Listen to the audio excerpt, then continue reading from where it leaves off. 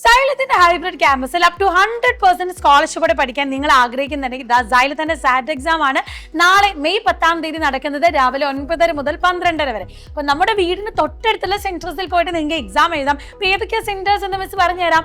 ആലപ്പുഴ നമുക്ക് 3 സെന്റേഴ്സ് ആണുള്ളത്. Alappuzha hybrid centre YMCA junction, holy family higher secondary school Muttom Cherthala, Nair Samajam HSS Mannar. ഇനി നമ്മുടെ എറണാകുളത്ത് നമ്മുടെ കച്ചേരിപ്പടിയുള്ള സൈലം ഹൈബ്രിഡ് ക്യാമ്പസിലാണ്. ഇടുക്കിയില് ഓക്സിലിയം സ്കൂൾ കട്ടപ്പന. കണ്ണൂരിലേക്ക് നമുക്ക് 2 സെന്റേഴ്സ് ആണുള്ളത്.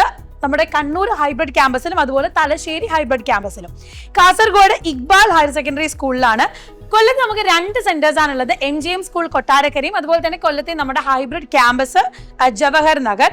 കോട്ടയത്ത് നമുക്ക് സൈലം ക്യാമ്പസിൽ തന്നെയാണുള്ളത്. അതുപോലെ തന്നെ കോഴിക്കോടേക്ക് വരുമ്പോൾ 3 സെന്റേഴ്സ് ആണുള്ളത്. ഒന്ന് എരഞ്ഞിപ്പാലത്തെ ഫ്യൂച്ചർ ക്യാമ്പസിലും അതുപോലെ Vadakara xylem സെന്ററിലും Balussery xylem ക്യാമ്പസിലും.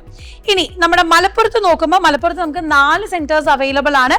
Ace public school Manjeri, അതുപോലെ മർക്കസ് ഇന്റർനാഷണൽ സ്കൂൾ കൊണ്ടോട്ടി, പിന്നെ മലപ്പുറം കോട്ടയ്ക്കലുള്ള സൈലം ഹൈബ്രിഡ് ക്യാമ്പസ്, അതുപോലെ തന്നെ പെരിന്തൽമണ്ണയുള്ള ട്യൂഷൻ സെന്റർ.